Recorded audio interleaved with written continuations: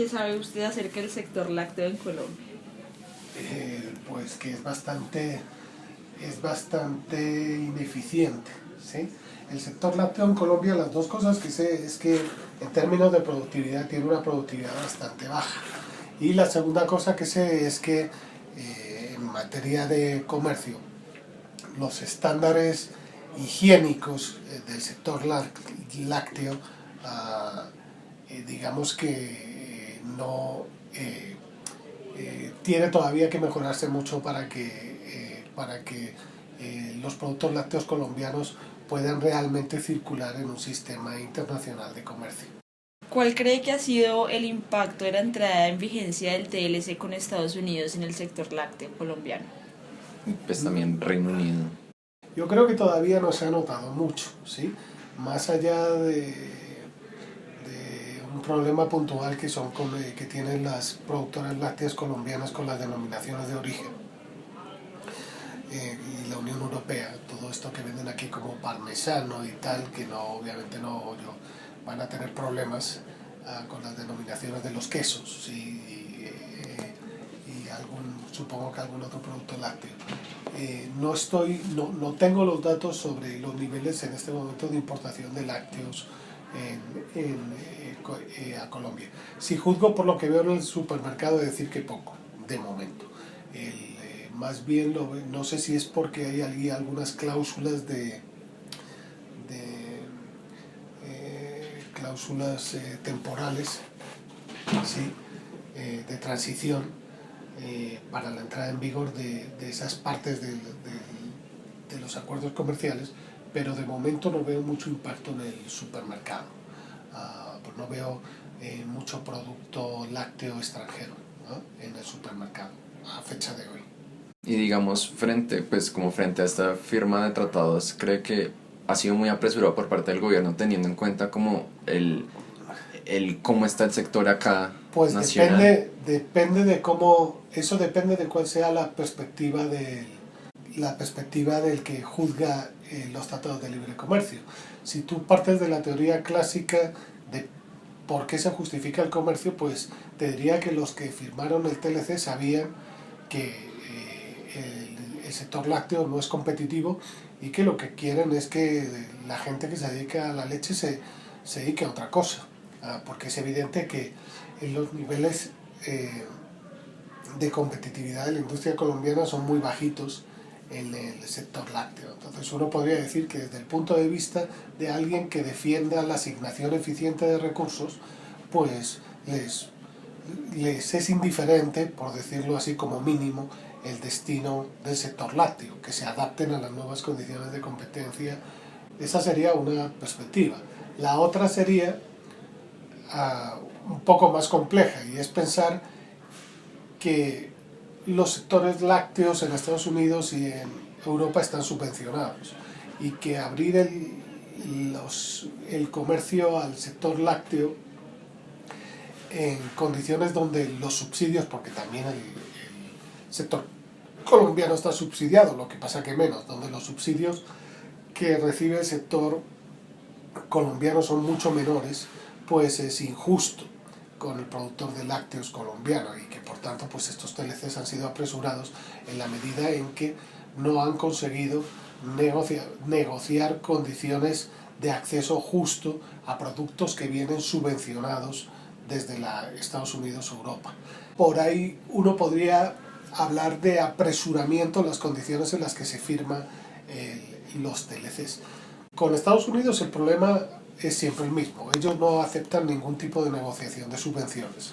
Es decir, cuando firman un tratado de TLC, el tema de las subvenciones estadounidenses al sector agrícola no es discutible. Con los europeos, pues aunque sea discutible, tampoco es que vaya a tener muchos efectos, porque la política agraria europea, comunitaria, la PAC, pues digamos que tiene, o sea, internamente me refiero dentro de la Unión Europea, la PAC está más determinada por las tensiones internas dentro de la Unión Europea, a mi juicio, que por las presiones internacionales. Entonces tampoco es que los europeos vayan a discutir el tema de subsidios, aunque pues se han ido desmontando en los últimos años.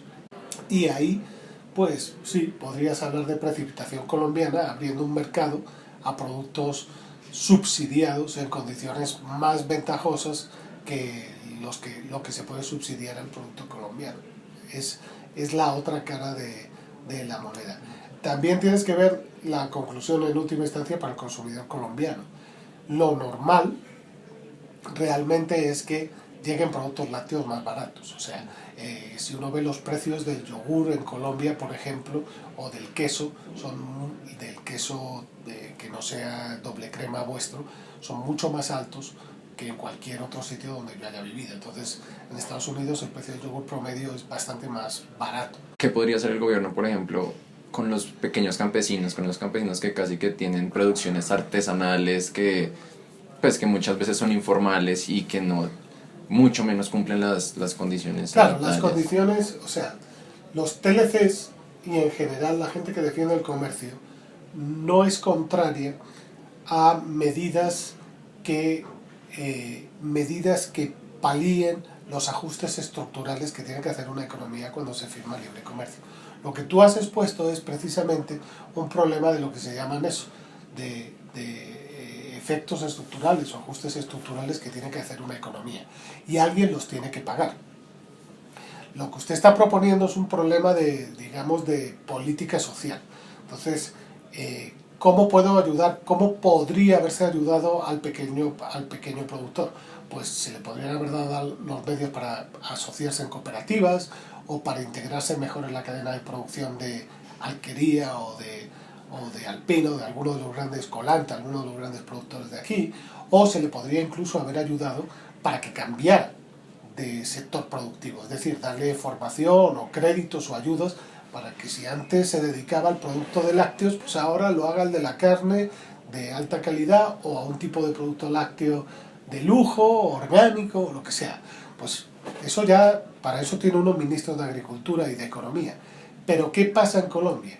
Que en Colombia se firman todos los costos de ajuste.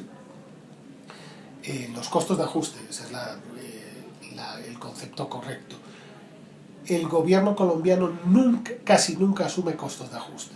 Y cuando hace propuestas de asumir los costos de ajuste, normalmente es beneficiando al gran empresario. No le importan ni los trabajadores ni los pequeños productores, en lo que yo llevo en Colombia. Es decir, ha firmado tratados de libre comercio sin que le importe casi nada cuáles son los costes de ajuste del país y sin tener políticas industriales, como se está demostrando por la bajada de las exportaciones a pesar de colombianas industriales, a pesar de que ha bajado la moneda, el déficit comercial aumenta, y eso es porque no hay una política industrial. No hay política industrial, no hay políticas comerciales claras, y eso hace que la firma de tratados comerciales produzca una serie de males que no hay nadie que esté interesado en mitigar, que es uno de ellos es el que tú has dicho, del pequeño productor lácteo. No están interesados, pues uno puede decir que no tienen dinero y que por tanto, pues como no tienen dinero, por eso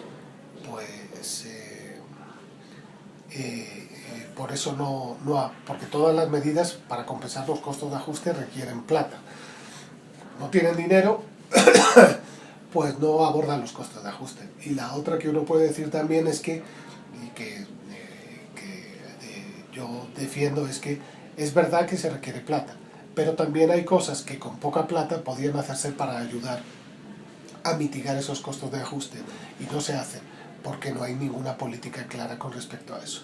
Y con bombo, con todo tipo de publicidad, como habéis podido ver en los últimos años, pues salen diciendo que están firmando TLCs, pero no salen diciendo nada sobre los costos ni los problemas que traen esas firmas de TLC, que no son exclusivos de Colombia, en cualquier país se traen, pero en países donde los gobiernos funcionan mejor que el colombiano, no digo bien, pues hay políticas para mitigar esos costos de ajuste. En Colombia, que yo vea o sepa, se dejan a su suerte a los afectados por el comercio.